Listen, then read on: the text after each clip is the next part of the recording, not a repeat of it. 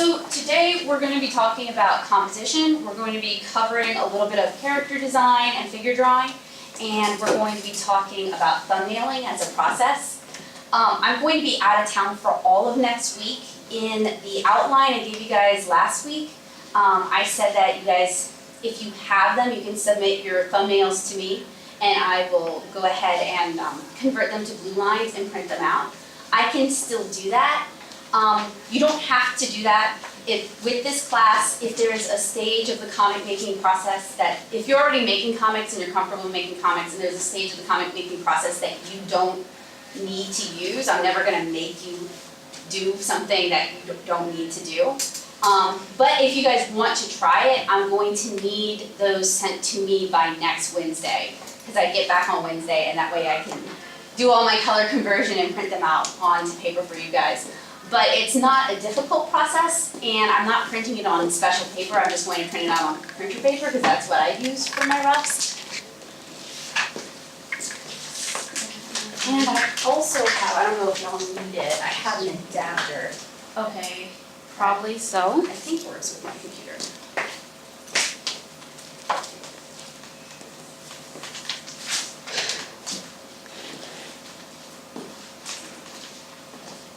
I think. It says it doesn't want to go in. I think I'm online.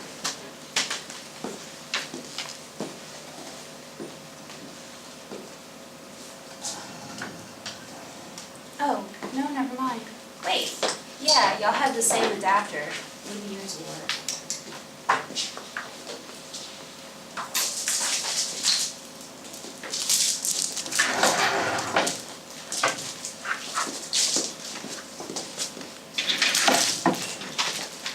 Okay, so the only thing is, You may Yes. have to bring your laptop here because the cord is all the way sure, here. sure. Sorry, I'm just not used to this one. That's okay.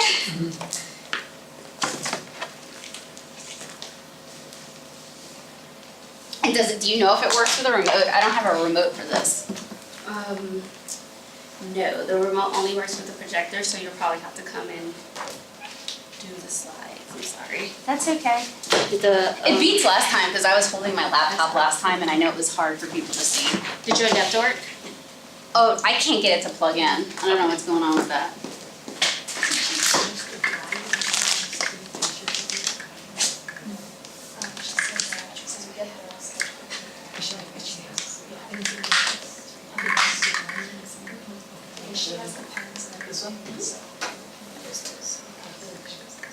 Sorry. No, it's okay. See, yours went in. Mine wasn't going in. I don't know why. You can use the plus cord. Yeah. You just hand it like under here.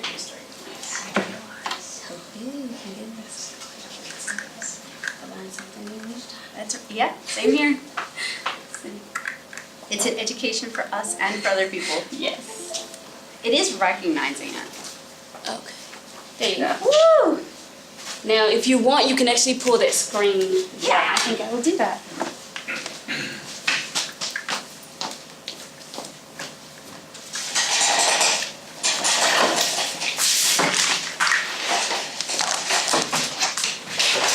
Do I need to tie it? Is it one of those where it's got mine in them? Aha, you got it. Alright, so here's the remote. The remote, like I said, the remote just goes to that. Okay, Just so turn it off I'm when just you're gonna done. stay over here Yes. with the computer.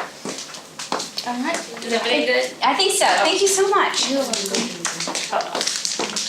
Oh, as I picked it up, I lost it. Hold I on. think it's good.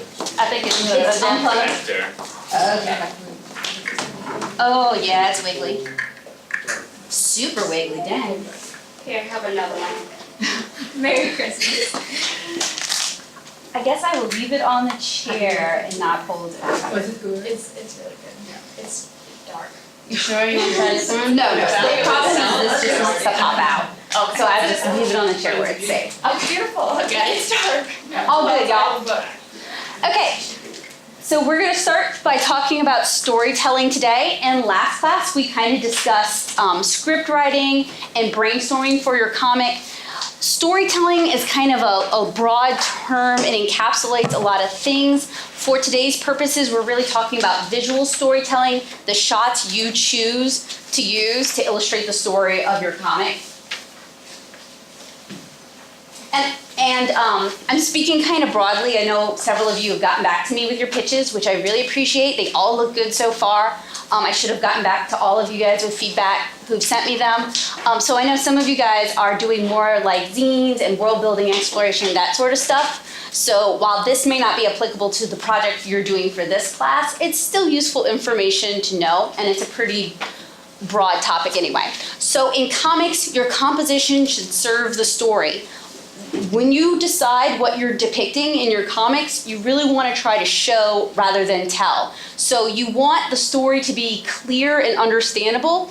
You want the reader to be able to kind of guess what's happening, even if they don't know the details, even without the text. This is a black and white ink wash. And y'all should all have a copy of the presentation for those of you who like to take notes. I'm that kind of a person. So this is a black and white ink wash comic I did for Chainmail Bikini, which is a girl gamer anthology. And I don't know if you guys can tell the story from it. So I'm gonna do the opposite what I'm telling you guys. It's about a set of friends, which you kind of find out later in the story, who are playing D&D at home. But it's about this one character, this magical girl character, who's kind of a grandstanding person, and she's the sort of character who will also basically steal all the loot before anybody else can get to it. So what I wanted to capture in this comic was the sort of magical girl tropes. So I tried to convey, the stereotypical magical girl poses, and like this is really hard to read, but it's basically her holding her wand, which is a D20, which is one of the dice. Her holding her wand up above her head, doing a summon. And I also wanted to show that she got injured here. So not only do I have a cut on her arm, but I did a big blob of ink wash to kind of imply damage. And I'm kind of disappointed at how grainy it is, because I feel like it makes it harder to read. So what makes this difficult for me with you guys is I'm looking at this and I'm thinking about all the ways me in 2018 would do this comic differently, which is the fun part of being a comic, is you always gain experience and you can see how you would change things. But I was trying to convey this sort of conceit where you don't realize, I want you to kind of think it might be a tabletop D&D game. Hey, what's up? Sorry, I didn't want to interrupt you. I left my car keys. Oh, that's kind of important. Yes. You need those. Sorry. No, you're cool. I wanted to kind of mask the fact that they're playing a D&D game until midway through the story, when the other friends are just like, no, stop it. So, unfortunately, maybe you guys can see it better than it shows up on screen. We have one of the friends who's the one who's gonna call them out on it, like, no, that's not fair. Then we have the DM who's just got her head in her hands, which kind of implies that this happens a lot. And then we have another friend trying to calm the irate friend down. So we've got the peacemaker, we've got the warrior, and we've got the DM, and then we've got our magical girl character. DM, oh, Dungeon Master, sorry. That's the person who's kind of calling all the shots in the game. So this was a 6-page comic, and I only included 4 pages here just so they would fit. But I really, whenever I'm planning my comics, whenever I'm doing my thumbnails, something I like to do. So thumbnails, which we're gonna go into a little bit more, just a rough sketch of what you plan on doing with your comic. What I like to do is I like to send my thumbnails to a friend who isn't familiar with the script at all, and see if they can kind of tell me what the story's about. And if they get the gist of the story, then I know I've nailed it with the character acting. So one of the questions that came up last class was like, how do you know what to show? That's where your shot choices come in. So we've got 3 types of shot choices. We've got the objective camera angle, which would be like anything where you as a viewer know you're not in the scene, know you're not part of the scene. So like a bird's eye view, for example, you know you're not part of the scene. A subjective camera angle is where you as a viewer feel like you're part of the scene, you're one of the characters in it, but you're not directly like in the middle of the action necessarily. You're watching the action, but you're in the room. A point of view shot is where you are actually one of the characters And it will often use framing devices, like let's say I'm drawing my character riding a bike and I want to do a point of view shot, I would show the handlebars of the bike and maybe even their hands. So a lot of comic language is borrowed from film, it's borrowed from television, it's borrowed from script writing. And I have in the packet I gave you guys a big sort of dictionary of just different comic and commonly used film terms that are used within the comics industry. So if there's something you guys don't know, I can always explain it, but it should be in there. And if I'm going too fast, please slow me down. I'm used to doing tutorials for YouTube, so what's up? If you slow down. Okay, can do. I'm used to doing tutorials for YouTube, so I'm used to like trying to get it under that 15-minute mark. So some popular shot choices for comics include the bird's eye view that we just talked about. So it's kind of an aerial shot where they're observing from below, and that can also include map shots, which are really popular with like fantasy type comics. We have close-ups, which, and I have a slide coming up next, which kind of has a breakdown of everything, but we have close-ups where you've really pulled in, and it's pretty much from the neck up would be considered a close-up. We have extreme close-ups where you might really zoom in on just one aspect, like maybe just their eyes, or maybe just their hands, so really tight on one part of the character. We have medium shots, which are kind of like from the, hey, just put it on the table, thank you so much. Medium shots, which are just kind of from like, more like from the mid-bust upwards, so torso up. We have medium close-ups, which are kind of like a bust including shoulders and up.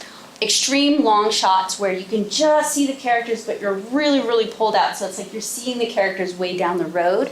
We have an insert shot, which is usually, and I'm gonna get to this in a little bit more in detail in a minute. An insert shot is usually an uninflected shot, but an insert shot is just sort of spliced in to show something in more detail. And then we have Dutch angles, which instead of the characters and the image being squared within the borders of the panel, they're just slightly skewed. So I have here 3 of my comic pages with the examples marked out. So we have our bird's eye shot. Those are great for establishing shots. Establishing shots are often the first shot in the comic or the first shot in a scene, and it helps the viewer or the reader kind of understand the environment that they're in. And when you're doing children's comics, kids and some adults just love maps and they love having everything kind of labeled out. So that's what I did with that first panel, and that's the first panel from my comic. So I wanted to kind of establish the environment, the world that they live in. The next one, and this is based on context, the next one would be considered an extreme long shot. And the reason for that is not that in any other context would that shot be a long shot, but because I do a comic about tiny people, it's way pulled out and you can just barely see the character in the distance. And then here we have a long shot, so you can see a lot of the environment around her, you can see her full body, you can see her action, you can see what she's doing. Now, not only is this considered a long shot within the context of that comic, because you can see her full body, it's also a point of view shot, because you can see the person, you're viewing it from the point of view of the person who has her in the box. And then this would be considered an extreme close-up, because you can see only a sliver of her face as well as the action of her hand. So anything pulled in that tight would be an extreme close-up. And it's really good for sort of showing if you have a character who, say, like, has a nervous tic, like maybe their eye twitches, and it implies something like whenever they lie, they kind of look over to the left, they avoid eye contact. That would be a good opportunity to really show that. And then in our third page... Is the little one also an insert shot? This Is one? that what you Yeah, mean by that that? would be Yeah. an insert shot, yeah. In terms of comics, it would also still be considered an insert shot because it's not really within the framework of the page, it's kind of been inserted. So it's like a double insert shot. That's a good question though. So then we have another bird's eye view, another long view, and then another close-up. So a lot of comics is kind of choosing Because you have infinite shots that you can choose. You're the director of your comic. You're the one drawing these things, or you're writing it for someone else to draw. You have an infinite amount of shots at your disposal, and you can do an infinite number of retakes if you want to spend your time doing that. So it really becomes about choosing which shots are best for your comic and which shots are going to showcase the elements of the story that you want the readers to understand. So again, we talked about composition. What works for a good comic page does not work necessarily for a good illustration, but knowing some of these rules can be really useful for cover shots or when you're doing a double page spread and you're really showcasing something. So here is an example of the rule of thirds. Are any of you guys familiar with the rule of thirds? And would you mind explaining it? Did I put you on the spot? I'm gonna try. It's a composition technique where you set your page in like grid. I can't explain it. I know No, what it is, like, I know you're what it doing is. Okay. You set use in it? grid. I use it all the time. Yeah, it Listen, gets to the point where you use it so much it's second nature and it becomes hard to Right. explain. Yeah, it's set with grid, and where the grid lines intersect, these are the points of visual interest. 1, 2, 3, and 4. And if I remember correctly, it starts from the top, I think, most interesting, and then kind of works away to the front page. Is that right? Yeah, and it also depends on the reading direction of your audience. So for Western audiences, it would start from the left and then go from the right, but you got it perfectly. And so what's nice about the rule of thirds is you can take kind of a boring subject matter, and by placing it on one of those 4 focal points, or by placing a line on one of those grid lines, you automatically make it feel more interesting to the viewer. The problem is that from a storytelling point of view, when you have a page with multiple things, it doesn't always work. And just have to find it.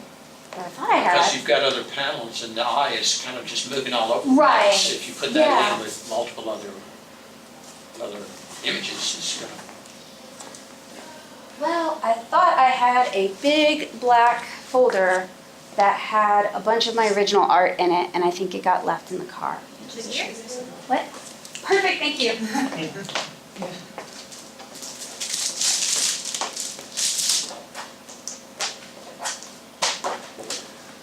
So, when I was making this presentation, I decided to torture myself and pull a bunch of my art and see how often I used the rule of thirds to lay out my art.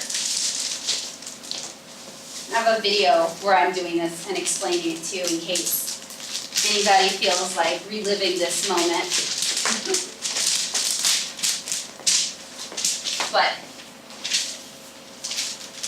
what I've found is that I do tend to really rely on the rule of thirds as a compositional tool. Now, I'll caveat this by saying that I review a lot of art supplies, so I'm often just creating illustrations with the excuse of I'm testing the supply with this. So sometimes just using the rule of thirds is like all I have to give this image. But I found that a lot of my illustrations do tend to use the rule of thirds in terms of like deciding where to place faces or deciding where to place focal points, or if I have vertical elements, I'll use the rule of thirds to kind of help me decide where to put it. And it works for any sort of rectangular-ish image. So even something, a strange format like this, the rule of thirds still works really well. So it's a really good way to kind of easily make your illustration just a little bit more interesting. You can push a panel just a little bit so it's more within the rule of thirds. So headroom is actually incredibly important with comics, especially when we start talking about, close-ups, mid-shots, that sort of thing. And headroom is just a really simple concept. It's just the rule you leave, or the room you leave between the character's head and the top of the panel. And the reason you do that is just if you don't, it starts to make the reader feel kind of uneasy and uncomfortable, which depending on the kind of comic, like if you're doing a horror comic, like a Junji Ito sort of like gets under your skin and really bothers you horror comic, then you're gonna wanna break that rule. You're gonna wanna get in really tight and do some really uncomfortable, unbalanced sort of compositions, which is why I keep pointing out that composition should serve the story. Your art shouldn't serve the composition. And then lead room, and this is actually kind of a negative example. Lead room, when you have a character committing an action, like let's say they're running, you have to leave room for them to run into. So you can't, like with this panel right here, I should have left more room for her to go into. The same with this. There is a little lead room here because she is looking up, but there would have been more impact if I'd cropped higher up than the socks.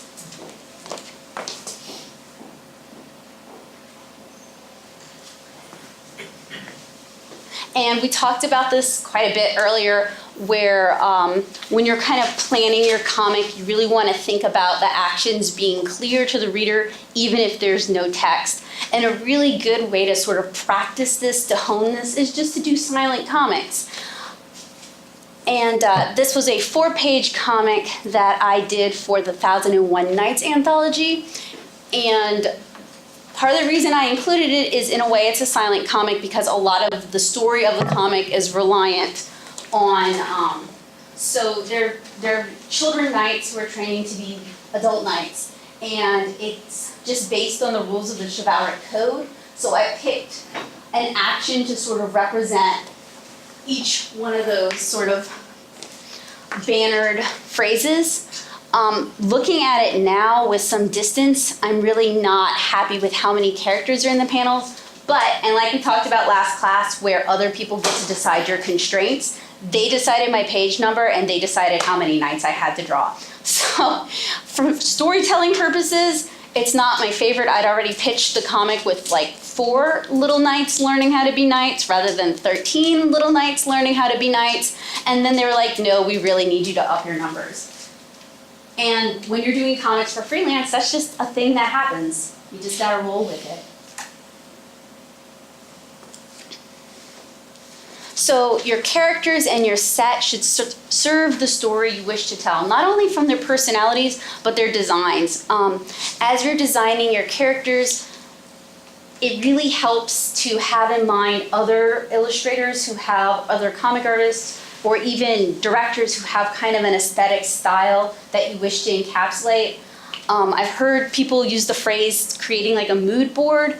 I'm not really big on mood boards, but I will kind of create a photo morgue of images that reflect the art style, reflect the color palette I like, maybe have the sort of storytelling I want.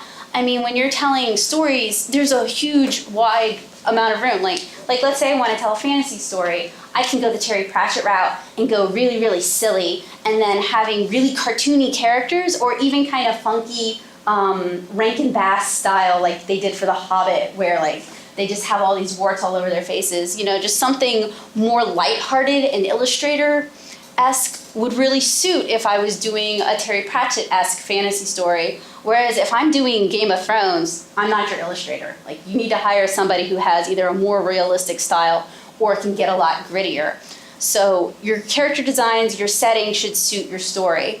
And your artist, and sometimes it helps to think of, even if you're the artist, even if you're going to be doing everything on this project, sometimes it helps to think about it as discrete roles. Your artist should be able to recreate both with consistency. So let's say you have a project that you want to do, but you want to just be the writer, and you want to contract somebody else to do the art. I've had a lot of people contact me and they want me to do a very realistic depiction for their comic. And I have to just tell them that's not what I do and that's not me. I can do it, but that's not my strong point, and there are other artists who are better at that. So if you are approaching other artists, it helps to keep in mind what they're already strong at and approach them based on the fact that they're already strong with that drawing skill set. And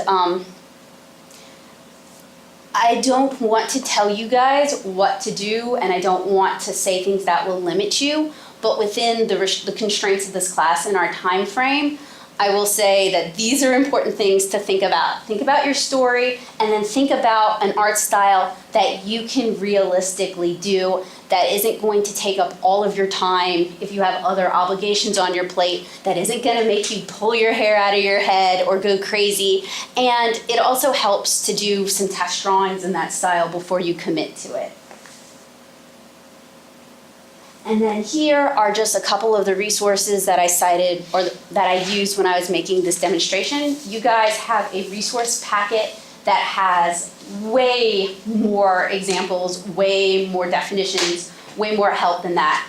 And the Andrew Loomis Creative Illustration packet has a lot of, the pages I selected to include has a lot of sort of starter examples of patterns that you can use if you were to create an illustration, or they might inspire the composition of a comic page. So just something to kind of get you thinking and get you kind of moving in the right direction. Can you just talk a little bit more about like the designing the page? Yeah, of course. And maybe that's something you'll get to, but. Sure, I can do it right now. So, you're the one doing you're doing the fantasy zine, right? And you're the one doing the sort of New Yorker style dinosaur Yes. comics? Okay, so, are you interested in kind of moving away and doing like more of a comic page, or? So like I'm not gonna do this for this project, Yeah. but just to know like designing a page for like the ones that you did. Yeah. So the biggest advice I have for that is just read a lot of comics. Okay. Like read a lot of comics and see what stories really ring true for you, and think about how they're handling the pages, and then emulate that until you kind of hit your own style. So much of art is just seeing what somebody else is doing and being like, hey, I like that, but it would be so much better if it was blue. So that's just kind of my number one thing, is just read like a lot of comics and read a wide variety of comics. And in our first class, I talked about the fact that I do comics for kids. So I'm gonna approach this from that direction, since that's where I'm most comfortable. But it really varies based on the types of comics you wanna do and the audience you're writing for. So I'm just speaking from my own experience. So when I'm doing comics for kids, I do have a lot of considerations to keep in mind. So first of all, when I make comics, I want comics that either kids can read by themselves or they can read with their parents. And I have to understand that a lot of kids, especially younger kids, don't know how to read comics. That's something you kind of pick up over time. And two, a lot of parents don't necessarily read comics, or they haven't read comics in 20 years, or they've just never really read comics. So I need to keep my layout simple and easy to read. So for me, now, if you are doing Marvel, DC Image style comics and your audience has been reading comics since they were 5, you can do really complicated, splashy layouts because those readers already understand how to read comics. Their brains are already geared to it, and they're also going to be more patient with a complicated page than a small child would be. Complicated pages with people who are not familiar with comics is a huge stumbling block because they don't, like, all right, there's a lot of do's and don'ts, and then there's a million ways you can break those rules too. So, So one of the don'ts is generally don't have 4 panels of equal size like this. So don't create a T shape or a cross shape. The reason for this is because it creates a lot of confusion as to the reading direction. Should they read this way or should they read this way? If you grew up reading a lot of manga, you might be tempted to read going down first and then go over and go down again, because that's like 4 coma style comics, which are 4 panels. They're typically gag comics. They read going this way. But if you're an American reader, you grew up reading like, newspaper strips, your first inclination is going to be to go this way. but there's still that moment of confusion, and you want to eliminate as much of this, unless I've seen comic artists do it as like an exploration of how to tell a story different ways. Some of them will kind of play with that which direction. If you change direction, it changes the story and it actually makes sense. But those are fun exercises. It's harder to do a comic like that, and you still want to kind of avoid anything that might be ambiguous for your reader. So, 4. New readers of comics, you want simple layouts. Another layout that can cause problems is a double-page spread. And this was in a book of children's fairy tale comics, right? And it's just 4 narrow panels going down the page on both pages. And there isn't enough of a gutter. The space between the panels kind of also gives you a clue how your reading direction is going to go. But the panels were butted up against the edge of the page really, really tight. So you wanted to read this way, and then this way, and then etc. But it was really supposed to just be down, and then over, and then down again. And that's not even a complicated layout, but for a very young reader with a parent who's not familiar with comics, it becomes a huge question of, well, where do we even start? So when you're designing a comic page, again, for younger readers, you really want it to be as simple and clear as possible, and you also want to keep in mind the reader's native reading flow. So in the US, we read from left to right. You don't want to break that, especially with younger readers. With older, more experienced readers, you can play with that, because they'll pick up on it quickly, and their level of their patience for that kind of stuff is higher. But for younger readers, you really want to keep it left to right, and then top to bottom. But from there, you can kind of use whatever construction you want to use on the page. If you want your page to be like a tribute to Alphonse Mucha, where you have like these big, beautiful sort of semicircles, and then you fill the rest of the page with just illustration like, beautiful leaves and maybe some flowers along the bottom, that's fine. If that serves your story, that's fantastic. If you don't want to do borders and gutters, and you want your illustrations to kind of flow into each other, or you want it to appear like it's like an endless illustration, you can do that too, if the audience you're creating for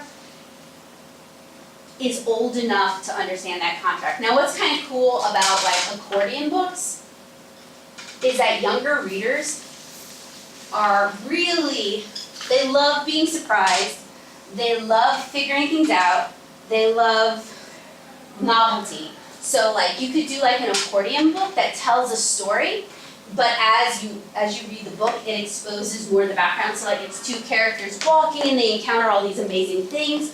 You can do that with an accordion book with younger readers, and it's still a comic. It's still telling the story sequentially. They're still experiencing new things on each page. But then the kid gets the delight of figuring out that if they open up the whole book, it becomes a pathway, and they can kind of experience that story with those characters. So when it comes to layout, you're only really limited by your audience, and even then, younger readers, for example, do like to be challenged on occasion. You can do something really complicated once every 20 pages. You just need to keep it simple the rest of the time, so then it feels like a treat. It feels like a reward. Did I answer your question? Okay. That's another really cool thing about comics and zines, is that the layout there isn't necessarily, like if you're doing like a newspaper strip, so there are different types of comics, right? So if you're doing a political cartoon, it's generally going to be a box with the characters, with the text underneath. That's the typical format. You can break it, you can change it, but that's the typical format.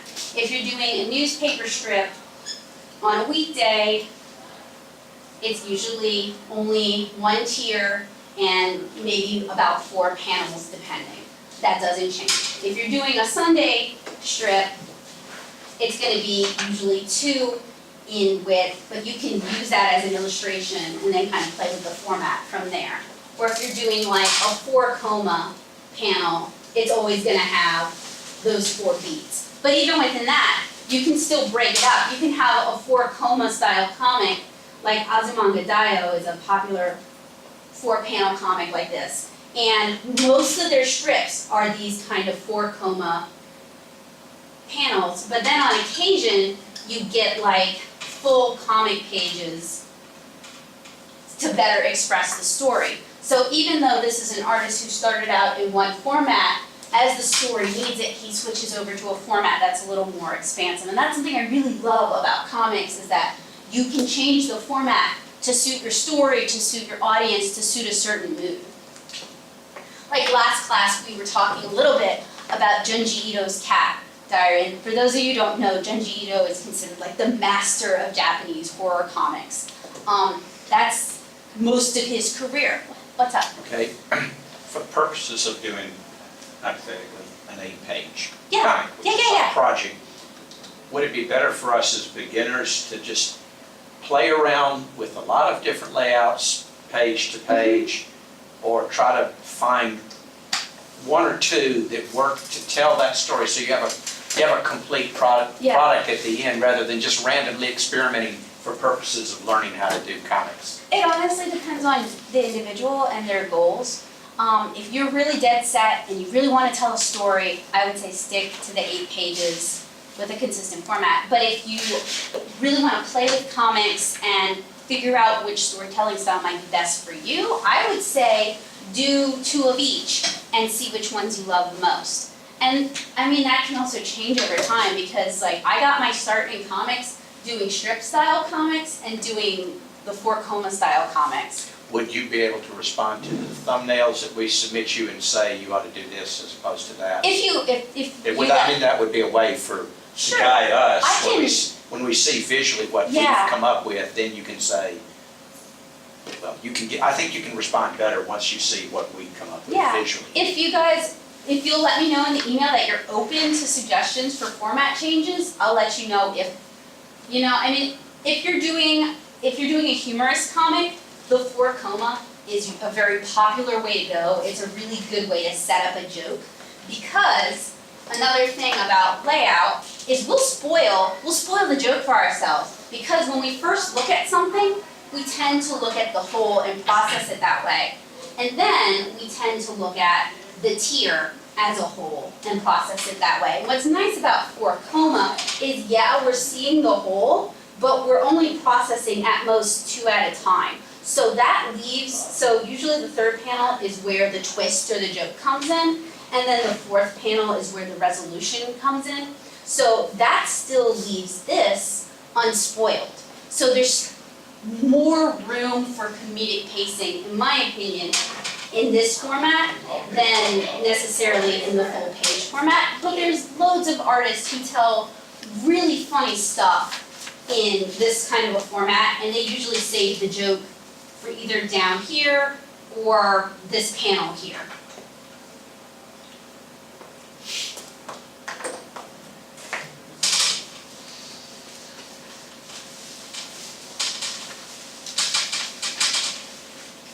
No, those are good questions.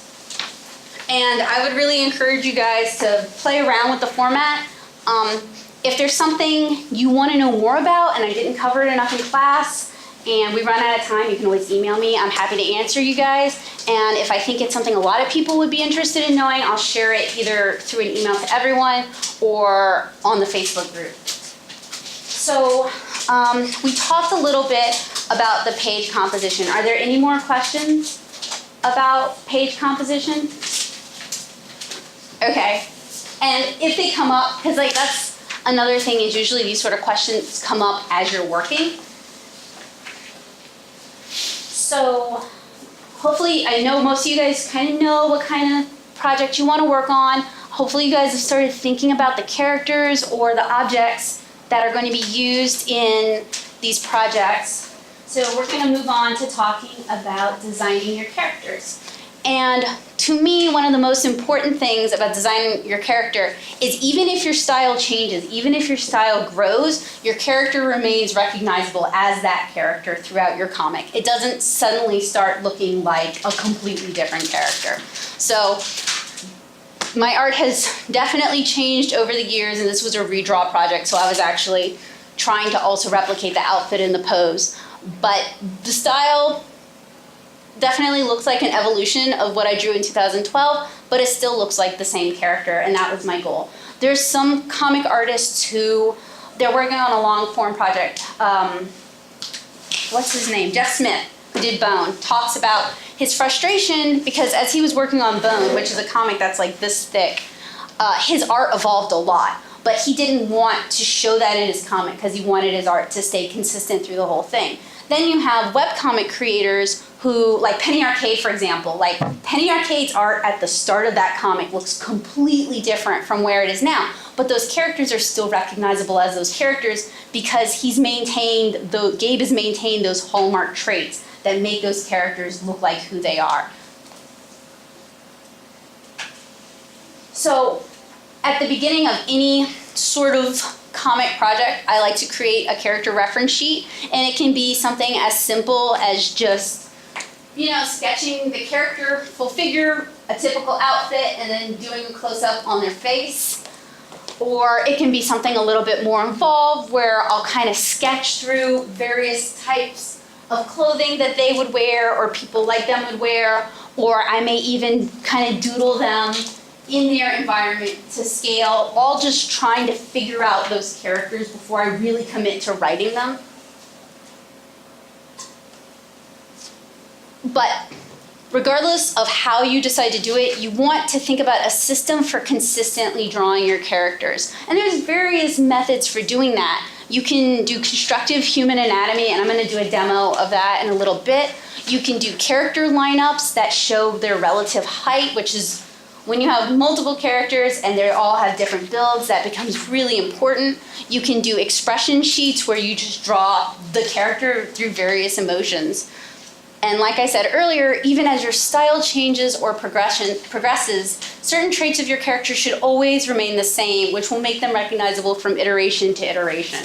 So, give your character freckles, or give your character a mole, or give your character huge eyebrows, or a big bushy beard, or super swole muscular arms, just traits that even as your art improves, it's still gonna look like that character. So here are just kind of various examples of different types of character design sheets I've done over the years. So these are the character designs for that Magical Girl D&D character I was telling you guys about. And they're really, really loose. They're really kind of sloppy because no one else is gonna see them. I'm the one using them. So they only contain information I think is relevant. Then I have a relative height design chart for the characters from that night story I did. And I have here, last week I handed out mini comics of a comic called Pickin' and Peelin', which is about a big family crawfish boil, and I had to design like 20 characters. The way I did that is I did colored leads on tracing paper, and the people are sorted by families based on the color lead that they're drawn in, and I would just tape a new piece of tracing paper on top of the old one, so they're all like they all have like their relative heights.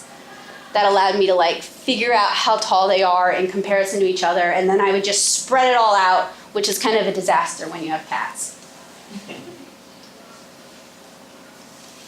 Another way you can kind of keep track of your characters is by creating what's called a character Bible, and that's just all the information that anyone would need to know about this character. And another way you can do this is creating a reference morgue, and that's just a place where you dump your photos. So I use Pinterest for this because I can access it on my phone and I can access it anywhere, and I just, like, anytime I'm casually browsing that site, if I see something that works for my character Kara, it goes in Kara clothes. If I see something that works for Naomi, it goes in Naomi clothes, etc. So I have these organized boards of just outfits So if I want to do an illustration of Kara, or if I'm planning the next chapter of the comic, I just go to that board and I start picking out outfits that work. And that's really helpful because it saves me from having to think about, well, what would they wear in the moment? Because I've already been thinking about that over the long term.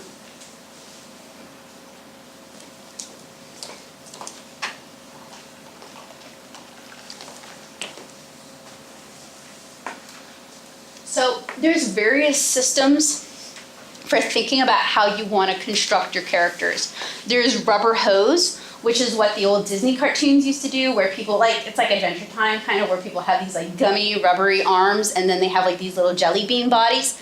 There's flour sack, which is kind of just an extension of rubber hose, except you're thinking of the body as just kind of a floppy fat flour sack that can bend over in the middle. And then there's also constructive human anatomy. And there's systems that kind of span those three. This isn't all inclusive. They're just the ones that I'm going to kind of chat with you guys today. But whatever you go with, stick with that system for that character. So for example, if I'm drawing little bitty children babies, I do jelly beans and I do flour sacks for like their torsos. I think about jelly beans and flour sacks for their torsos because they're just not big enough for me to start thinking about them in a more constructive way. They don't move, their range of movement isn't wide enough for me to start thinking about them in a more constructive way. And when I draw animals, if I'm drawing cats, I'm gonna do jelly beans and flour sacks. Whereas if I'm drawing horses, I'm gonna actually figure out the construction, figure out the basic shapes that make up their figures and go from there. And then this is just sort of a step-by-step of how I typically develop my characters. So I start with just a really rough sketch where it's skeletal form with like an egg shape to represent the rib cage and kind of an oblong shape to represent the pelvis. So I start out with stick figures and I just kind of flesh that out from there using kind of rectangular cube shapes and cylinders and spheres. And in this example, I developed each character before moving on to the next, and that was just that was the limitations of the project I was working on. I needed to erase any extra lines, and I was going to ink wash over it, and I didn't want it to smear all over the place. And this was done in the blue pencil lead that I handed out to you guys.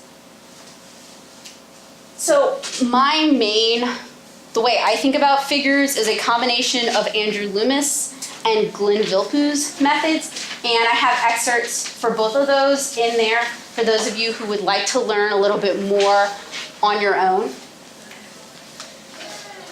And Loomis was a very popular illustrator who wrote like 14 books on drawing and marketable illustration in like the 40s. I believe this was published in 44, but your excerpt would say.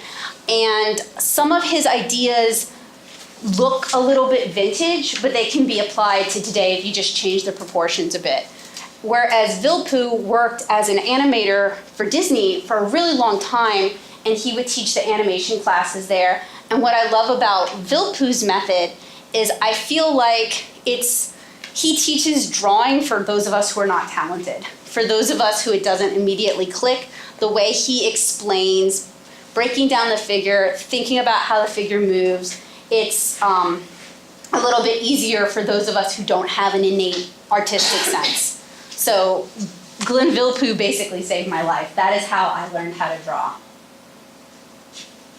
Okay, so I'm going to go ahead and do a demonstration for you guys. I brought newsprint, but this thing does not clamp, so I'm just going to do it on the whiteboard.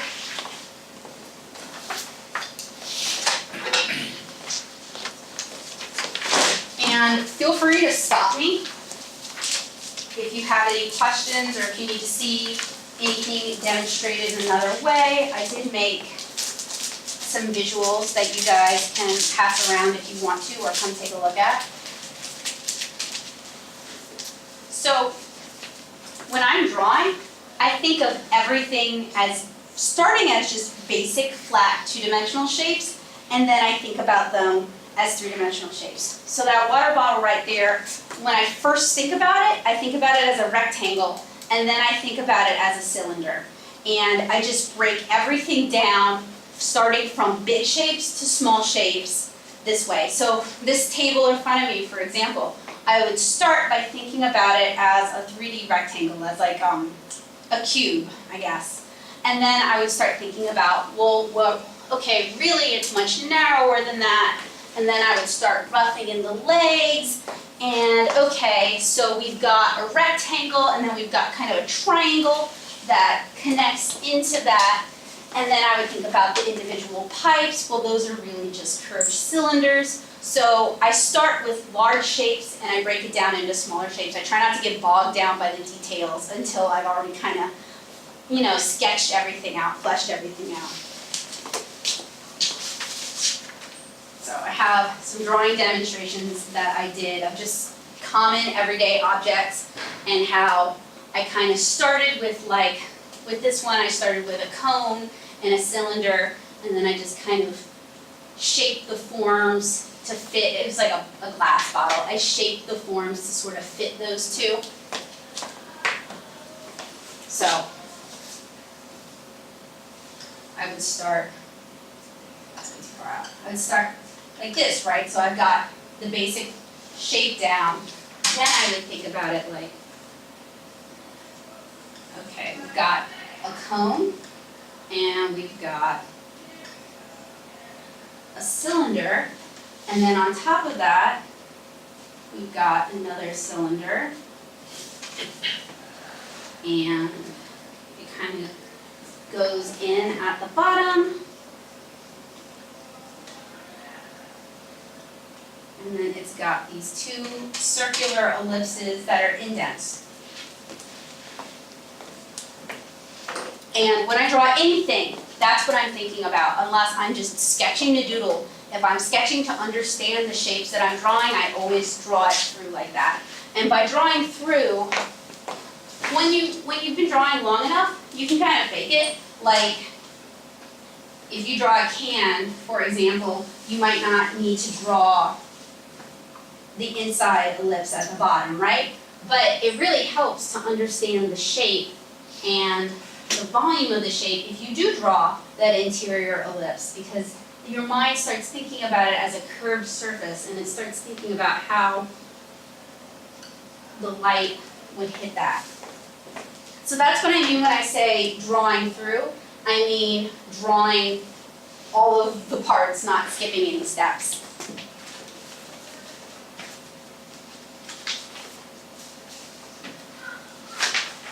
So that's kind of the basis for how I go about constructing figures. Even with animals, they might be a little bit more of the sort of jelly bean shape we were talking about earlier. So these are just some gestural sketches of cats, which I can then flesh out with details after I've kind of established the basic shapes and I've established the gesture and the feeling.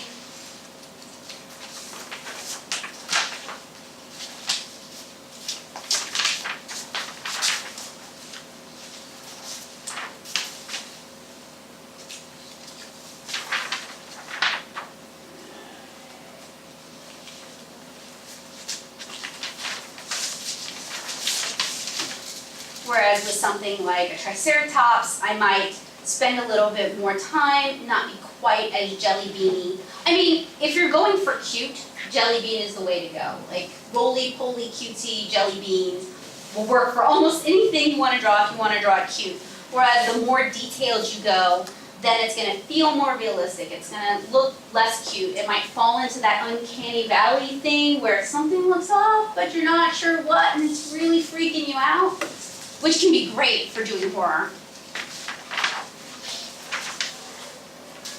So I even sort of use that system of working on large masses and then adding details for animals.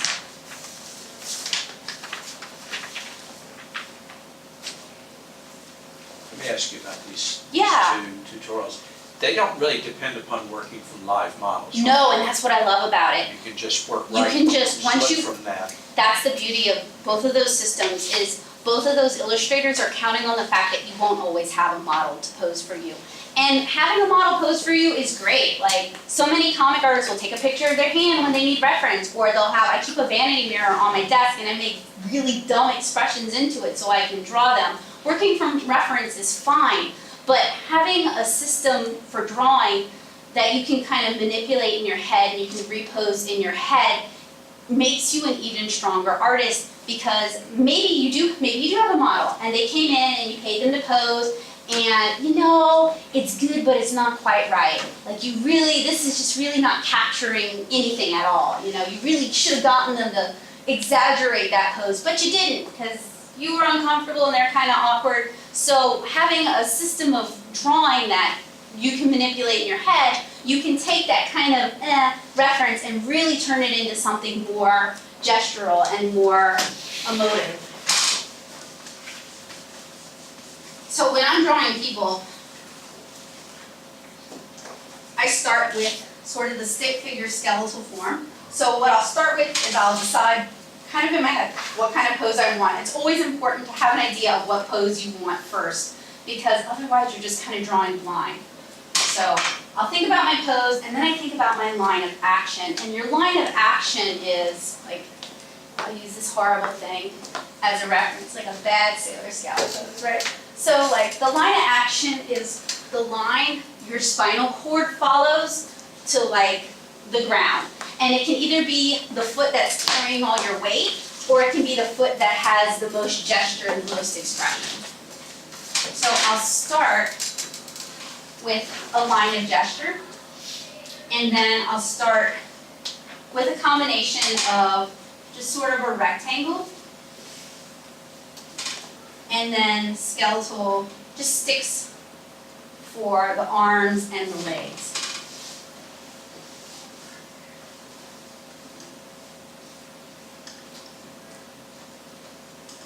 So it starts out really simple, anybody can do this, and what's helpful with this is there's a website called Senshi Stock, and she basically creates pose references for comic artists, and I have it listed in one of those resource packs, but I can write it down also.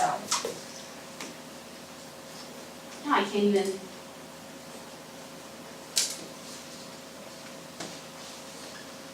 But she's got all of these poses that really lend themselves to comics. She's got fighting poses and falling poses and swimming poses and dancing poses and silly magical girl poses.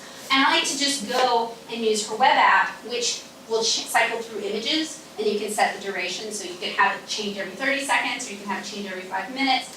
And I'll just go and I'll practice drawing kind of the rough gesture of her poses, just to kind of get a feel and to sort of loosen up before I start drawing for the day.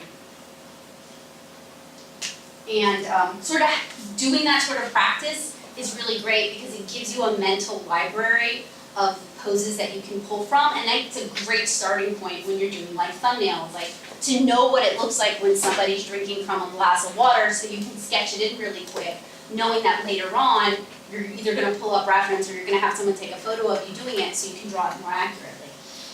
So after I've kind of roughed in the figure here, then I draw kind of an A shape for the rib cage and sort of a elliptical shape for the pelvis. And before I go too much further,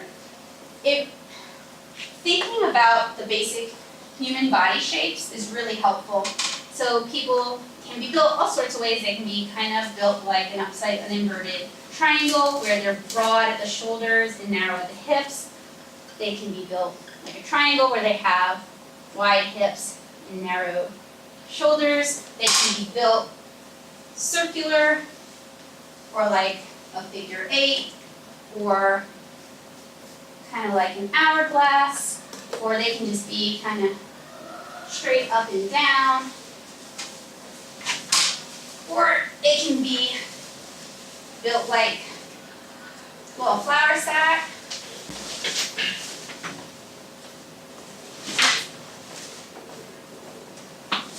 So kind of having an idea of what the in figure of the person basically looks like is a really good starting point. So I'm going to erase this. And I usually draw women, so I'll draw a guy this time.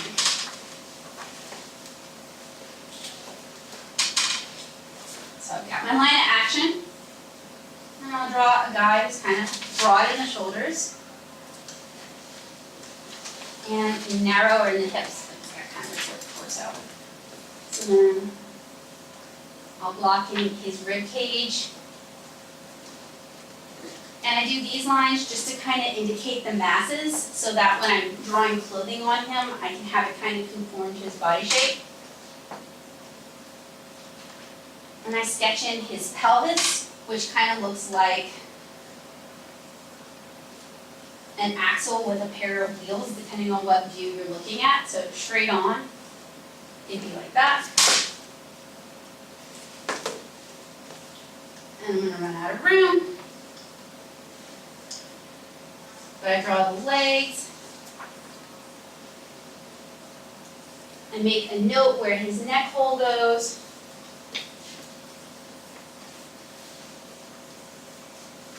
And then I'll roughly gesture in his arms. I do a line for his neck, and I start with a circle for his head. So once I have this down and it's in a pose that I like, I start filling that in even more, just using basic cylinders.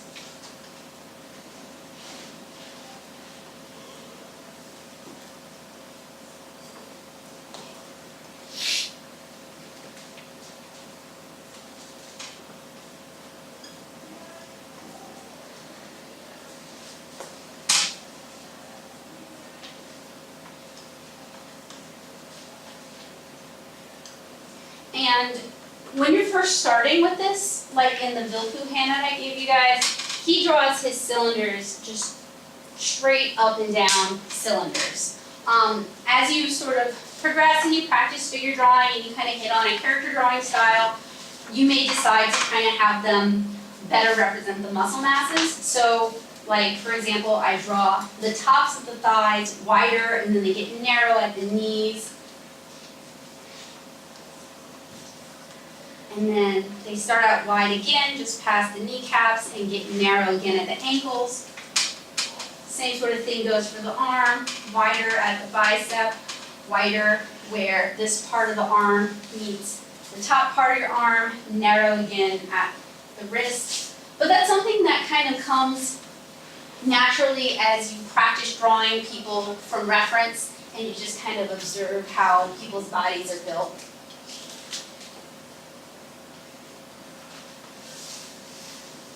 And then for just this blocking in phase, for feet, I'll usually draw kind of either triangles or wedges, depending on which angle we're viewing it. So this would be like front on, and this would be from the side. And I kind of vary the angle of the wedge depending on the angle we're viewing them. And then for hands, when I'm just sketching them out, I start with kind of like a stop sign. Not a stop sign, a home base type shape, and that's the palm. And then I'll just kind of like roughly sketch in the fingers. And then depending on the pose of the hand, sometimes I'll do a skeletal kind of thing with the fingers, and sometimes I'll just noodle them in like that, depending on what art style I'm going for. Does anybody have any questions or need to see anything demonstrated? The foot thing is really helpful. I never know how to do that. Oh, good. Yeah, because like, okay, it's not super easy to observe here, but when you kind of think of your foot as an abstract shape, it is pretty triangular because it's narrow as it goes into the ankle, and then it flares out as it gets to the pad of your foot. And there are some really good references for drawing hands and feet, but I think the best reference is just to like find illustrators you like and just copy what they're doing in your sketchbook over and over again, and then take your character and draw them in that style to kind of solidify it, or invent a character if you don't have characters that you're already kind of working with. Do you guys have any, yeah, what's that? Yeah, again, back to our projects, for those of us that don't have much training experience in figure drawing. Yeah, We can take our work so far in terms of mastering some yeah, degree of yeah, ability. yeah. But then, to tell a story, then you've got to introduce, you know, like features and expressions, and I don't know that we're gonna get, I'm not gonna get to that Yeah. point. My expectation is to just be able to rough out some figures. Yeah. And let maybe just poses and everything Mhm. stand, and that's not gonna tell much of a story though, without having details of dress and hair and facial expression. But I just don't think I'll ever get to that point. Sure. I just need to be able to do Sure. some of this. Sure, well, it depends on what you want, your end goal for this story. And you and I have talked about this a little bit more. I don't know if you want to illustrate it. If so, I would say, if you want to illustrate the whole project, I would say spend 2 years practicing how to draw. Like developing your story, but also practicing how to draw. And checking out different drawing books from the library and watching stuff on YouTube, because there's some really great tutorials on YouTube. And just invest that 2 years of free time into learning how to draw. That's about the time span, Right. the least amount of time, I would say.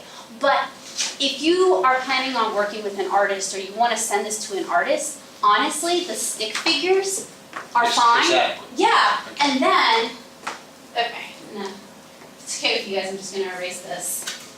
I can always redraw this beautiful thing. So, I should make this clear, for this class, I don't expect you guys to be masters of anatomy, that's fine. I just wanted to present the information so that if you wanted to know more, you'd have a place to start. I expect you guys to just work at whatever pace you're comfortable. And you don't, obviously, you don't have to do people. You can do objects or you can do animals. Or you can do stick figures. So, like, just a decently gestural stick figure in the pose.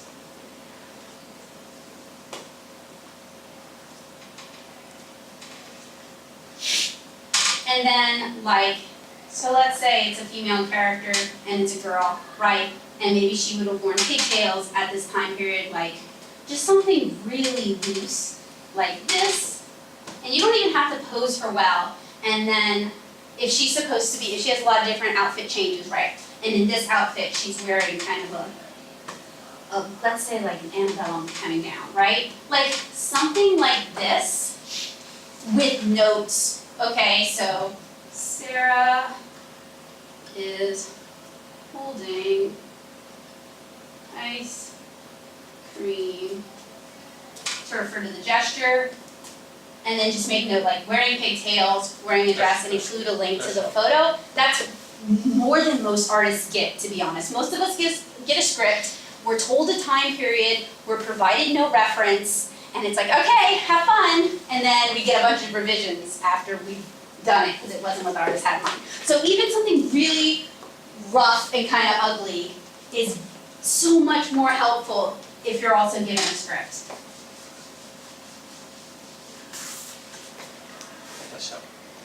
So it is 7:30. I was supposed to get a bathroom key.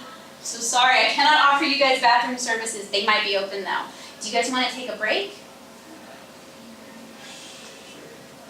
Okay. Is it 6 to 8? Yeah, so we have like 30 minutes left, but I know when I teach, I tend to just like sledgehammer my way through. And I am recording this for anybody who needs to revisit things, because I know I move really fast. And that's also why I provide you guys with printouts of everything, as well as like notes and stuff like that, because I know it can be kind of overwhelming for some people and a lot to process, so I try to give you guys as much as I can. When did you start doing comics? I started at 13. I saw, if it's cool, you guys, I'll give you like 5-ish minutes. I'll wait till everybody gets back though.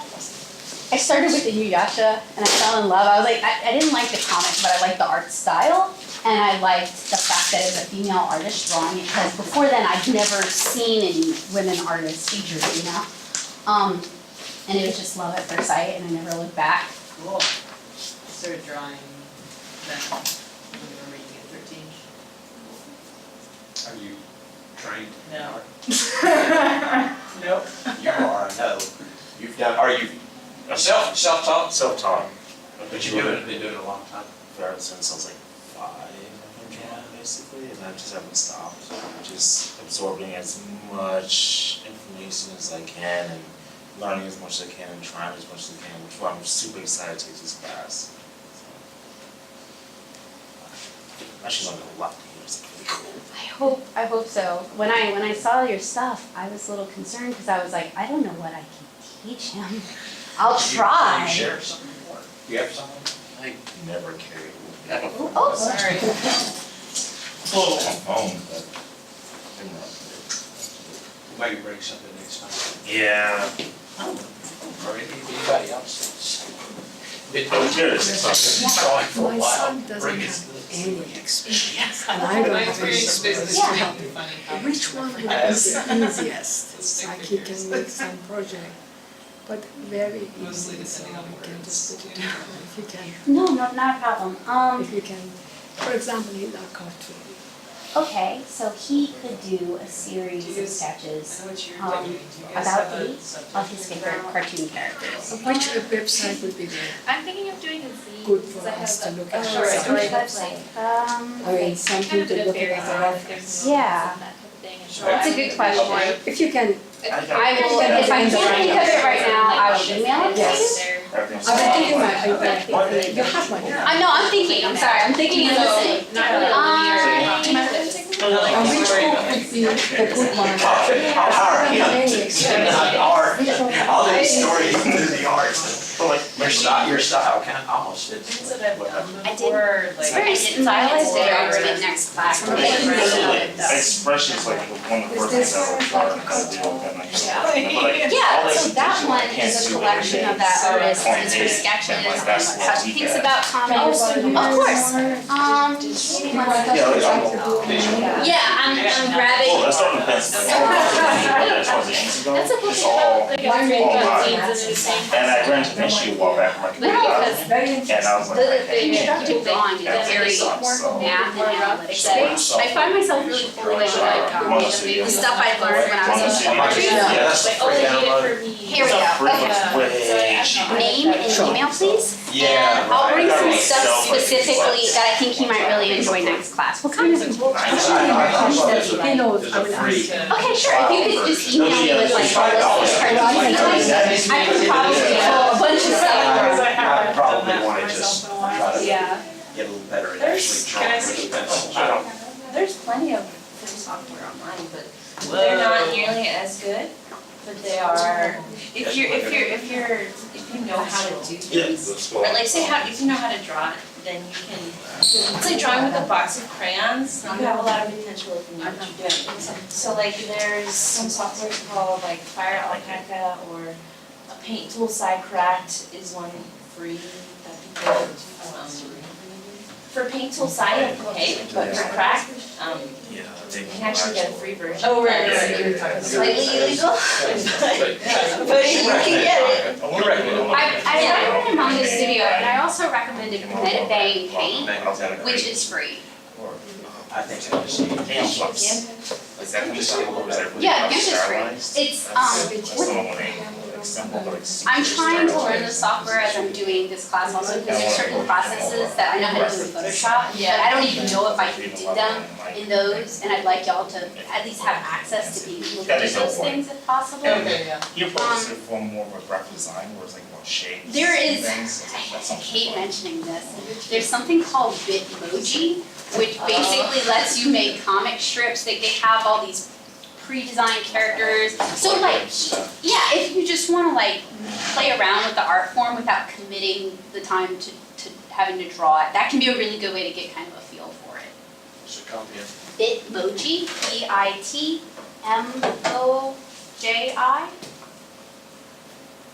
The IT, Yeah, I'll write it down. Free or subscription or? I think it's free. People use it to make avatars for their text messaging, so they can send their boyfriend a text for themselves.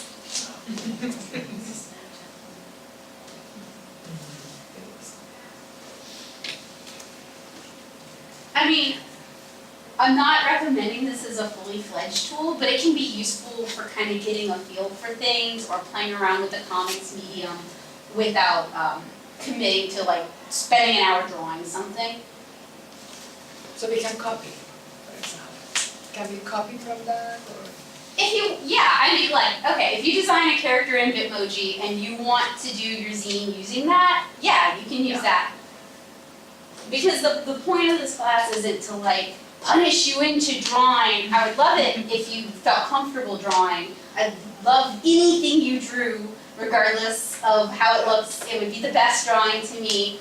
But I understand that like sometimes that just doesn't work. So if you want to use these kind of tools, or if you want to use like Google SketchUp for doing the backgrounds, you know, I'm fine with that.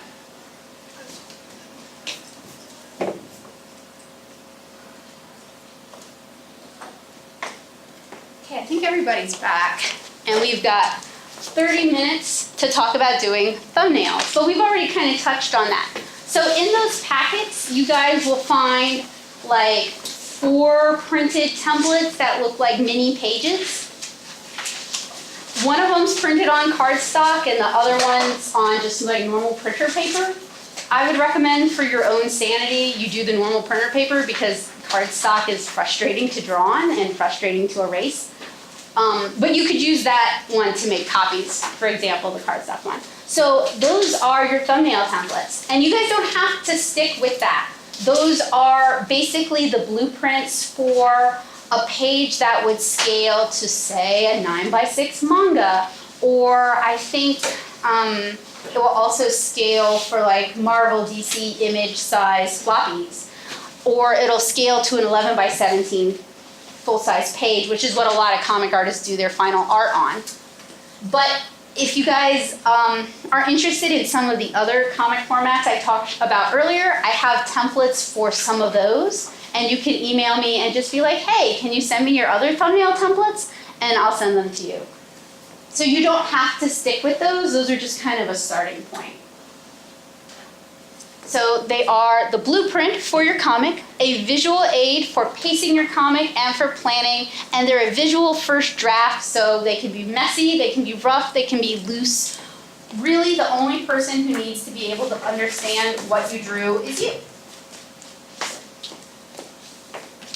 So, as part of my class prep, I did thumbnails for a little 5-page comic about making comics.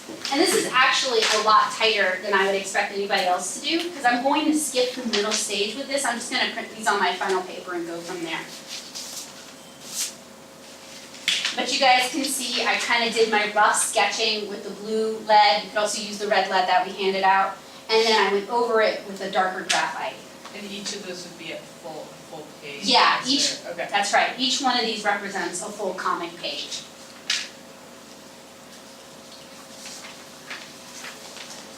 This is about, so these are a little bit more what I would like to see from you guys, where there's stick figures, dots for eyes, everything's just kind of rough. If, Wait, do we have these reproduced in our packets? no, but I can send them to you. Let me make a note of that. Here's on this. No, I can totally, and I have, actually I might have some as part of the slides, I just didn't copy these. Are the hatch marks on here anything? Yeah, so the hatch marks on there are, I shouldn't do that, that's not mine. Okay, so we have our big rectangle, right?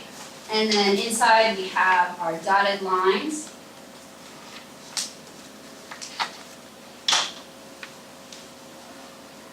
And normally I would make a little song as I do this, so y'all are lucky you don't have to hear that.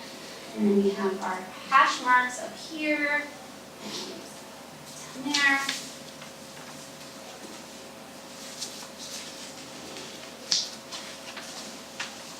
And then we have another rectangle. Okay, so, and all of these marks on here are to help you. You can ignore them if you want. These hash marks are so you can line up your panel gutters. And you just, put your ruler at both marks and draw a straight line. So that's just suggested panel borders. You can ignore them or you can utilize them. I usually ignore them because these are scaled for more like superhero comics, and I tend to do my panels a lot bigger than that because I'm working for a younger audience. So this interior panel here would be the safe zone if you were printing with Marvel or DC or Dark Horse. Everything out of that zone might get cut by the printer. So you want to put all your faces, all your text, all of your important movements within the safe zone. Anything past that, up, I think past the dotted line is full bleed. So that's when the art goes all the way to the edge of the paper. And then the dotted line is kind of like, this is the furthest you can go, where we can promise it probably won't get cut off. But I've seen art get cut off. If you put anything important in this zone, I've had friends who put it like right there and it still got cut off when they sent it off for printing. So all of those are just kind of like safe zone suggestions, but you're free to ignore them. And if you guys want to just do single illustrations on there, you can just fill your thumbnails with individual illustrations. Or, and we talked about it a little bit in the first class, if you guys want to, you can just fill up that sketchbook I gave you guys, and we can make a zine with the art that you like from that. So the thumbnails are really just a tool to help you guys.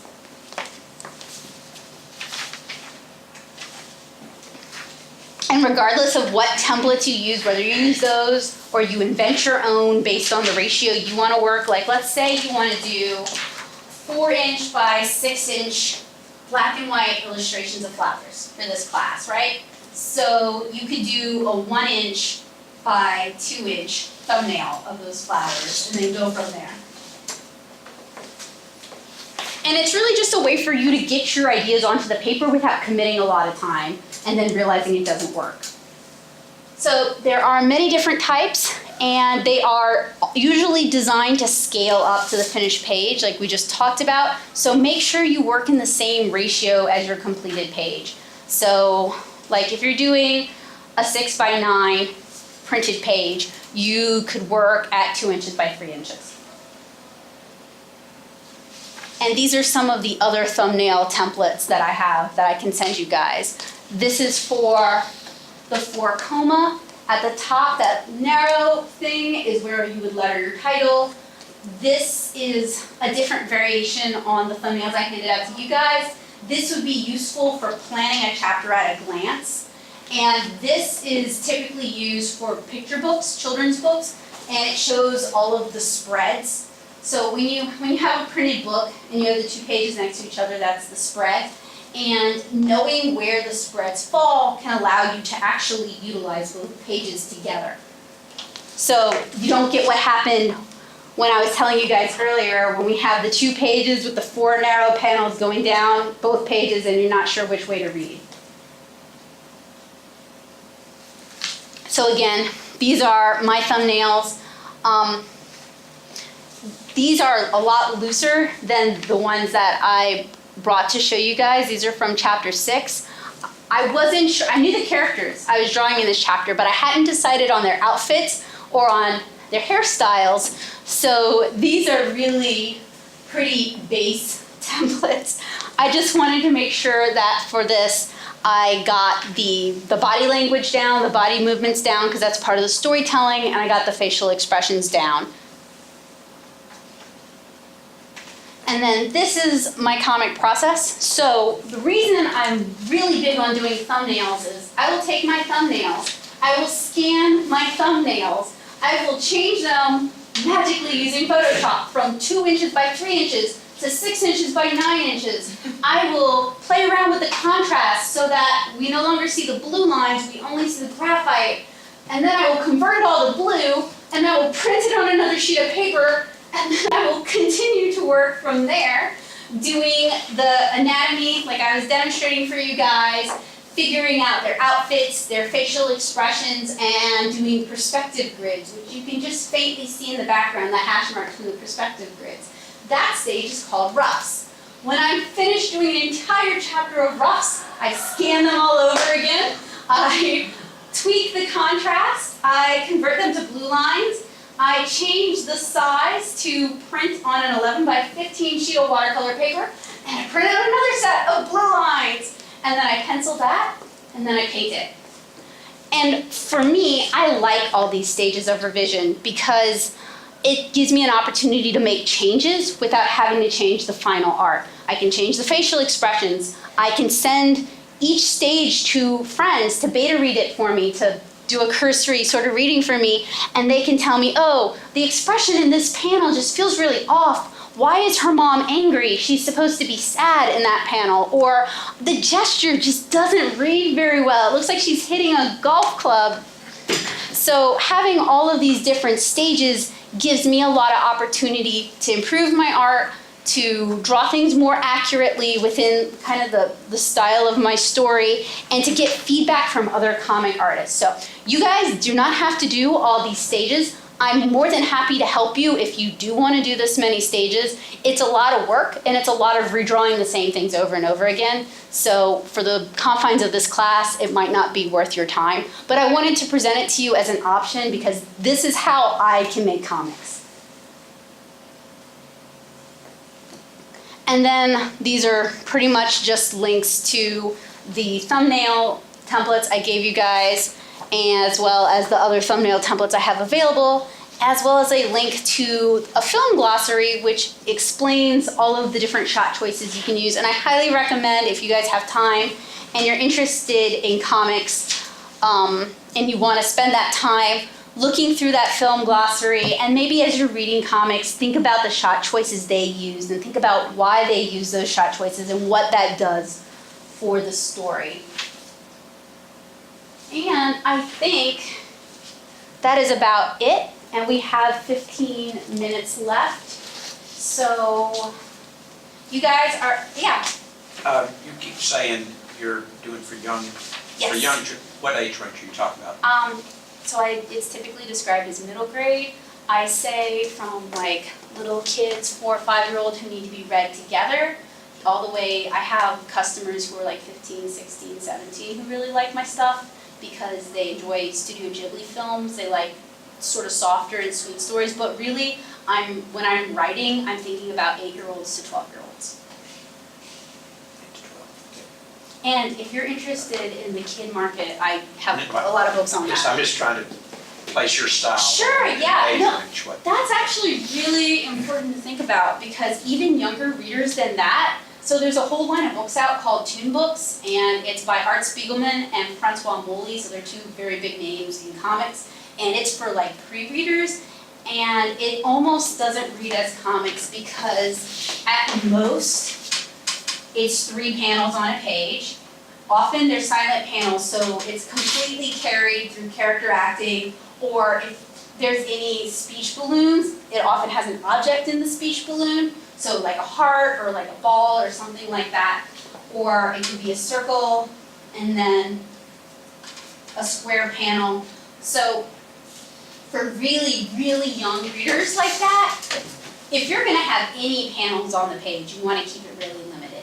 So for really little kids' books, it kind of skirts the line of like, well, is this a comic? And to me, comics are any kind of sequential art, so even some children's books, I would say, fall into the realm of comics. So if that's what you want to do for this class, that's fine. It's just, if you had like a really cluttered page with like 10 panels on it, it would be really confusing for a pre-reader who doesn't even know that you read from left to right yet. So, and please ask me questions. If you need me to go over something again, let me know. If you haven't sent me a pitch for your comic yet, or for the sort of project you want to do in this class, send me one. What I've been doing when I can is I either send links to other artists who might be inspirational for that project, or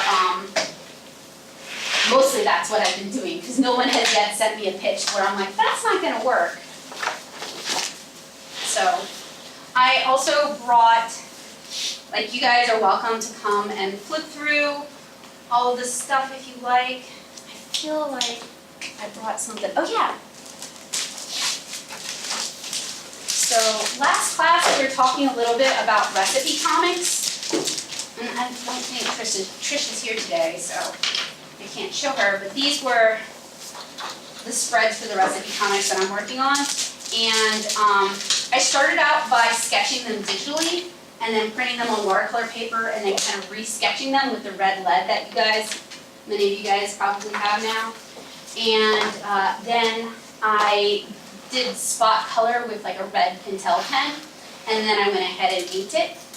And once they were completed, I scanned them and I've been lettering them digitally because my hand lettering, and I'm not talking about my handwriting. Handwriting and hand lettering are two different things. But my hand lettering, which is like the very careful letter forms you create when you're lettering with comics, my hand lettering is terrible. So there are a lot of really good lettering resources online, and when we get to that, I will share them with you guys, or you can email me and I'll share them with you guys when you email me. So I rely on Blambot fonts for the most part because they're very legible. Nate Picos, the guy who runs Blambot, is a comic artist and he's a professional letterer, and he's lettered for hundreds of comics. So he knows what he's doing, and a lot of them are free to use for individuals like us, small press people. It's free to use those fonts. And what's the timeline again? On Wednesday, we're sending what? If you did thumbnails and you would like me to convert them to blue lines and print them onto paper, I need your thumbnails so I can have them for you for class. If you don't want to work in that way, that's fine. If something comes up and you can't get them to me, we can figure something out. I know stuff happens. But ideally, if you want me to print your thumbnails for you, Wednesday evening is when I need them. And then the thumbnails would be like your blue line with your graphic line on top. Yes, correct. And then you would change it to just the blue then? Yeah. So I wouldn't do anything to your originals. I would scan them and then do it in Photoshop and reprint it. So you would still have your thumbnails as they were. If that's something like, obviously, I collect the ephemera from my comics. I keep a hold of this stuff. So it means something to me to keep this stuff. So if you would like that as part of your experience in the class, it won't be shit anyway. That's another thing I really like about this process is that each step, it's not destructive to prior steps. So I can come into a class and show you guys my thumbnails and show you guys my roughs. In fact, if you're curious, I have here, these are for chapter 8, which is the chapter I'm working on right now. I have my thumbnails, I have my roughs from those thumbnails, and I have the script, and I also have the notes that 2 of my beta readers made for me, if anyone's interested in kind of seeing how all of that comes together. And I meant to bring the pencils from this to show you guys, but I'll do that next class, because that's not too big a deal.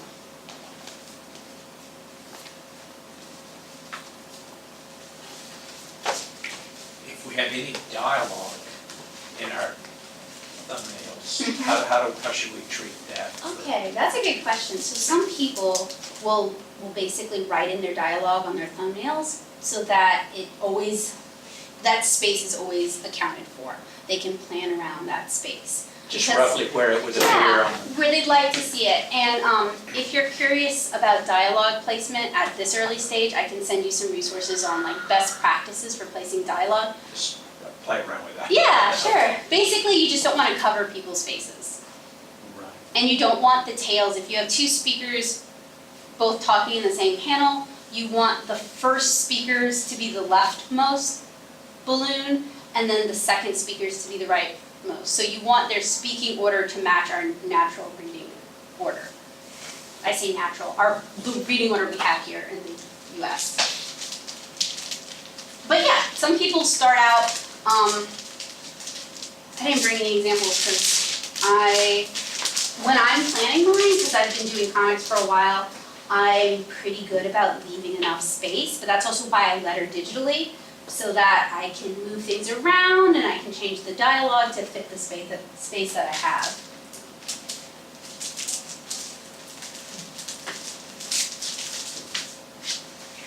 Oh, I brought new and mostly different books, if anybody wants to borrow anything.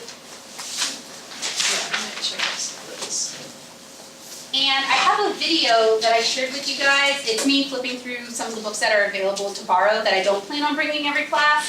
If there's a book you want to check out from that, just email me and I'll bring it with me.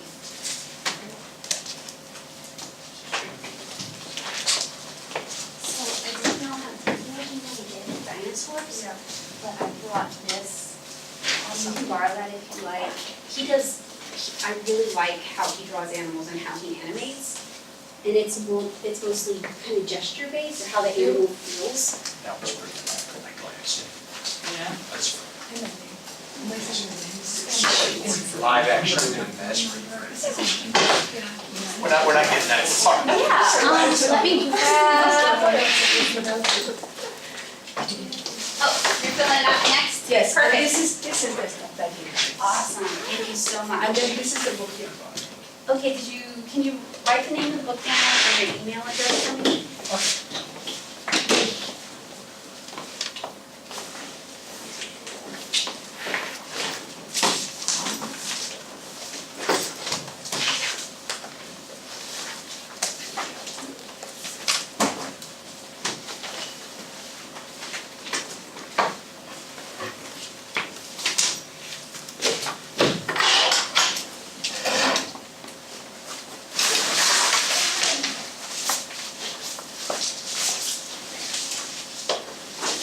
Oh, and before I lose you guys, so I've mentioned this before to some of you individually. I have a YouTube channel and I've been recording a lot of supplementary for this class videos. You're not required to watch them, but if there is a particular topic that you want to know more about, a lot of those videos go into that a bit more in depth. And then I also have a comic process blog, and the most recent, Monday's post was basically where I dumped all the research I did for this class period. So it's a lot of stuff on composition, on shot choices. It includes a lot more visual examples.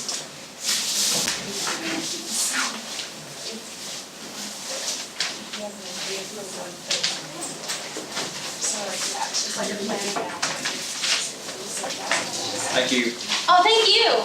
Have a good weekend.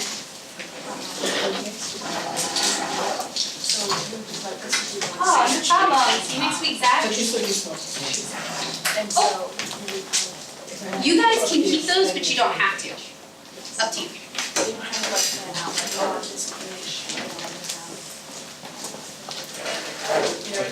Yeah, what's up? Essentially my concept. Yeah. I wanted to make the flipping page. Yeah. Yeah, I don't know how much. So okay, so I think it's probably a cool idea, and I'd like to see you try. But I don't know but that's why I like it, because it's really cool concept and it's really interactive. And you're clearly inspired. I really have comic experience about it. So it's not like you're trying to get a 4-year-old to give me no need to flip it. Maybe what you can do is have it so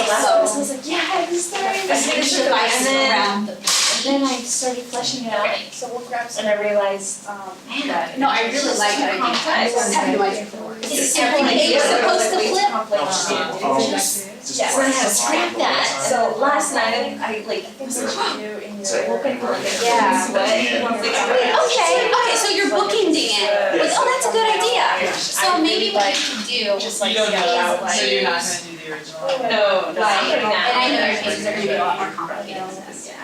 But maybe like a layout like this where it already kind of implies a duality. And then maybe you could go a frame, unless it gets cluttered with a framing device around the whole page. Like it's David and Goliath, so maybe like grapevines with grapes and So like, okay, so Oh, this no. half of the I only have like how 4.5 the years great of bundles, art. this is just an That's all I example, have. going Everything else this I've way, done and is then with this Wow. half, you can have Mostly like because colors up. So Style, like naturally, but it's your not- brain is okay, like, how do I say it? that Okay. doesn't look right, and you kind of wanna flip it. But I think also just having the character drawn upside down, Dutch, however you plan on doing it, is really gonna be an indication that they should flip it. I really like it.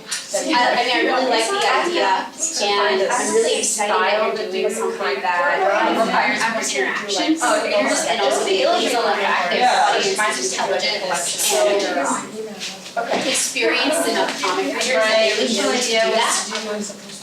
Japanese legend. I mean, there's no foolproof way And to it do didn't work out. So like, just go for it, and like, if you don't like it, you can either commit to it and we'll just be cool with it, or, you know what I mean, like, it's not, there's just a low pressure class. But I'd love to see it attempted, and, I'll try to dig around and see if I can find any examples. I wanna say Chris Ware is all about a comic strip, I'll bring, you can write that down, but I'll bring a Chris Ware book to kind of show you. But it's, these comics are kind of designed for you to interact with it like that. So, I don't know that it would work necessarily for your story, because he does a lot of like, very tiny people, kind of things, but the entire story. more inspiration at first. Right, it's like, And I talk to just friends, decided like, to all try week about the idea, action like, I know monsters people like in design and stuff. Yeah, like, you could yeah, just, like, I do, like, I don't know. I have some generic I think also keeping the layout of Cool. those pages designy will kind of help, because like part of the problem is your reading audience is gonna be pick up this comics, so you wanna slow them down enough that they think to turn the page. So having visual cues, like even if someone theoretically dropped something in this panel and it fell up, might be an interesting way to indicate. Yeah. I mean, if push comes to shove, you know, like, right, he's the page, I really. which no one wants to do, An accident, but, actually, I really figured out. It was like, I was reading the book of art. yeah, I think the came across like. yeah, no, yeah. It's a mess, it's a mess. Like, just draw, Yeah. writing something with the wow, like, it's a page, it's like this that's the like great thing about inspiration. Yeah. that they can kind of Yes. I do Right, and so I think you should go for it. I mean, even if you fail, you succeeded in that. First of all, it's no indication that it could never work, but it is one method that didn't work. So that's always useful information too. Yeah. Especially because it's a self-contained comic and it's not like a comic in a series of comics. Because that would be another problem, is if it was like one issue where you did that, that's kind of a visual treat and people do enjoy that. But they've also gotten so used to reading it a specific way that it might be harder to get out of it. Whereas this is a standalone thing, so you can set whatever rules you want for the reader. And then if you could do something with the cover, kind of like a playing card, you know how playing cards have like one head? Right? And like if you did the cover with David and Goliath like that, then maybe you're already sort of setting this expectation that they're going to be flipping the comic. Yeah, oh. I don't get to talk comics in person much anymore, so thank you so much for taking this class. You're welcome. It was one of the things where, and like I told my friends, I was like, why?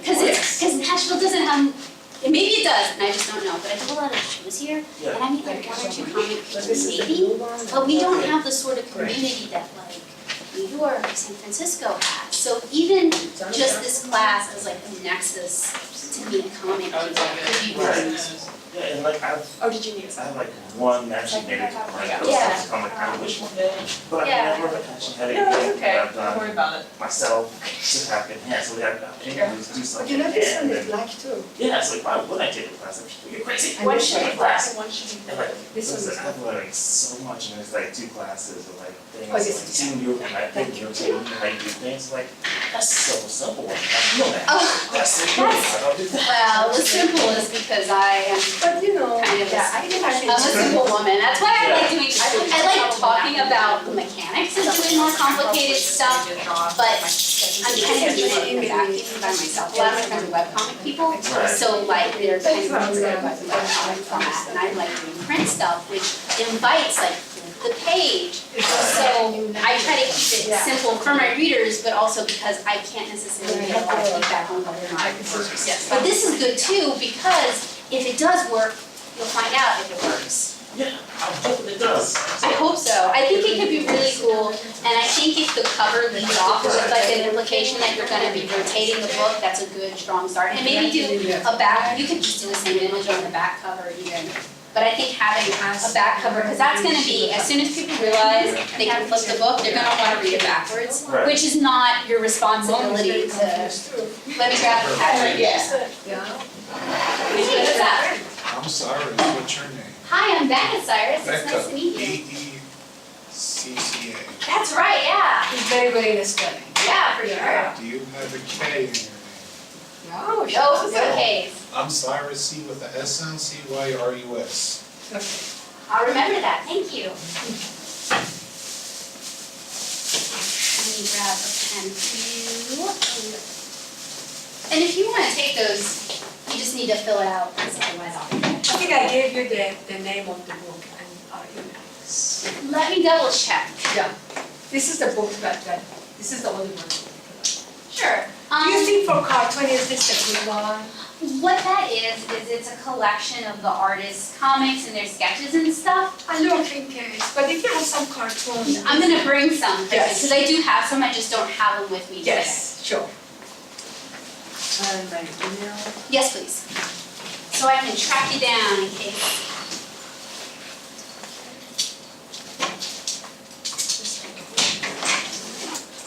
Books on tuning and something else I forgot.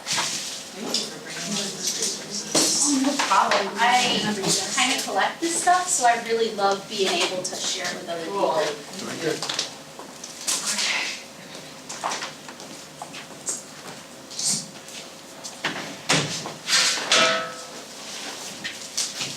Do you think would be any possibility if you can email me, or because you see, in our case, for example, this. Yeah. Because, I mean, this is the first time I'm getting.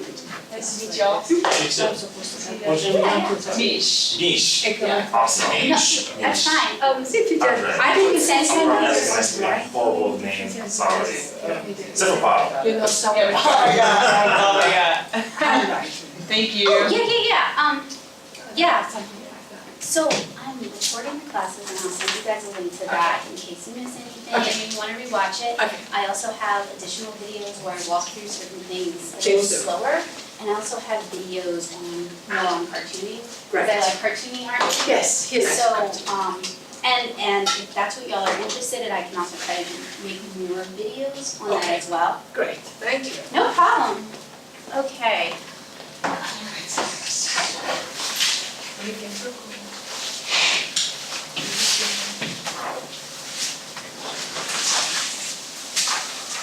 Thank you. No problem. I put my sticky note on your folder. Okay, thank you. See you all next week. See, Have a good weekend.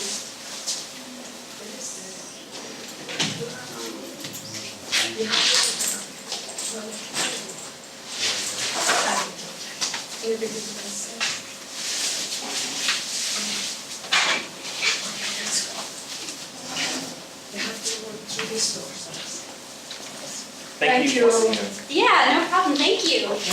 Where did you get your pencil from? Oh, like last week you had a pencil on Oh. the desk and it was like the best pencil I've ever had in my hand ever. But it was like Which one was it? It was You can like- grab it. It was a gray pencil, it was like silver. and Okay. like the- Let me warn you about that thing. That thing is really, cause it's all metal, there's no give to it. What I would recommend over that, are you heavy-handed? Do you like Yes. pen- Okay, so Sakura of America makes a sumo grip, Okay. which it's a plastic, I know the problem with the plastic ones, we tend to like chew through them, especially if we're heavy-handed and trying to do those kind